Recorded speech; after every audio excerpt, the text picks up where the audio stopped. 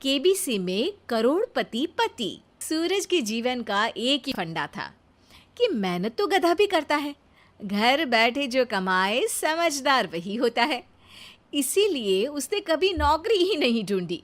इस बात से हालांकि उसकी पत्नी शिखा बिल्कुल भी अग्री नहीं करती थी, पर फिर भी सूरज को समझाना बेकार था। टीवी में कैसे बनोगे करोड़पति का ऐड देखकर उसे लगा कि बस अब तो घर बैठे ही वो करोड़पति बन सकता है, और उसके पीछे उसने अपने सारे सोर्सेस एक्टिव कर दिए। 2 हफ्ते में उसके कलीग के साल के पड़ोसी के बेटे का सोर्स निकलता है जो कि उसे शो में पहुंचा सकता है, और सूरज उससे मिलने चला जाता है। अच्छा, तो हमें मुकेश जी बता रहे थे कि आप हमें शो में पहुंचा सकते हैं। हाँ, उसमें कोई तकलीफ नहीं है। मैं कल अगर कोशिश करूँ तो इसी महीने में आपका नंबर आ जाएगा। अरे ये तो बहुत बढ़िया हो गया। अच्छा, वो सिलेबस और क्वेश्चन पेपर का कोई जुगाड़ है क्या? हैं? उसका तो कोई जुगाड़ नहीं है। तो वो वाकई में कुछ भी पूछ सकते हैं? हाँ, वो तो बच्चन जी पर है, जो पढ़ते हैं वो पूछ लेते हैं। पहली कोशिश फेल होने पर अब सूरज के सामने एक बहुत बड़ा सवाल था कि आखिर जवाब कहाँ से लाए। तब शिखा ने एक सजेशन दिया, क्यों ना सूरज अपने चचेरे भाई सुमित से मदद मांगे, जो कि यूपीएससी की तैयारी कर रहा था। हालांकि इतनी मेहनत करना सूरज को समझ में नहीं आता था, पर कोई और रास्ता ना मिलने पर वो आखिर सुमित से बात करता है। अरे सुमित, हमारा कैसे बनोगे करोड़पति के लिए सिलेक्शन होने वाला है। तुम हमें थोड़े चिट बनाने में मदद करोगे क्या? अरे भैया, चिट बनाए तो सालों हो गए, उसमें हमारा एक्सपर्टीज नहीं है। बल्कि आप बोलो तो हम आपकी पढ़ने में ज़रूर मदद कर सकते हैं। हट, कैसी अनाप शनाप बातें कर रहा है तू। सूरज ने सुमित को मना तो कर दिया था, पर तैयारी करने के सिवाय कोई चारा उसे दिख भी नहीं रहा था। खासकर जब 12 के पेपर लीक करने के एक्सपर्ट शुक्ला जो भी हाथ जोड़ लेते हैं। आखिर सूरज को सुमित के पास जाना ही पड़ा, और उसने सुमित और शिखा से वादा किया कि वो बहुत मेहनत करेगा।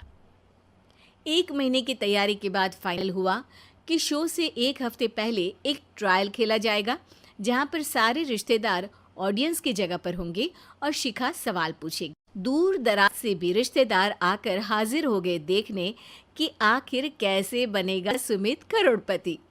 सब कुछ सेट था, और इतने में सूरज आकर अपना स्पीच देता है। ये 1 महीना मेरे लिए आसान नहीं था, पर अपने भाई सुमित और अपनी पत्नी शिखा की मदद से मैं इतनी दूर पहुंच पाया हूँ। मेरे मम्मी पापा के आशीर्वाद ने भी बहुत साथ दिया है मेरा। मैं उम्मीद करता हूँ कि आज के शो में आप लोगों को बहुत मज़ा आएगा। साक्षी पहला सवाल पूछती है, और पूरे कमरे में सन्नाटा छा जाता है।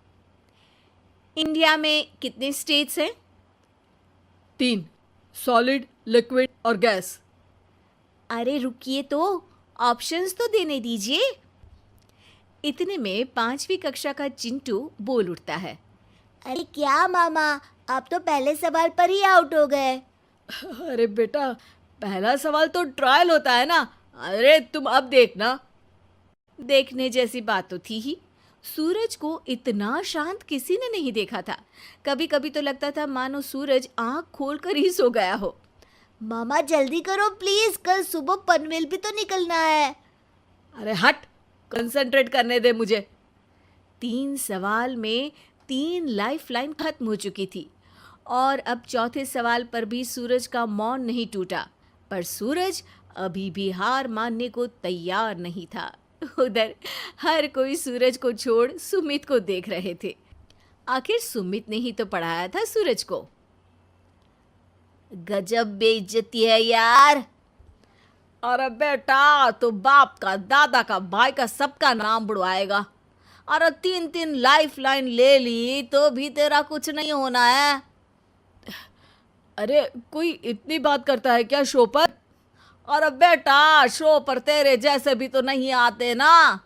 सूरज की ये जंग आखिर 1 घंटे बाद 5वें सवाल पर खत्म हो गई, जब उसने इंडिया के नेशनल बर्ड का नाम कहा, कौवा।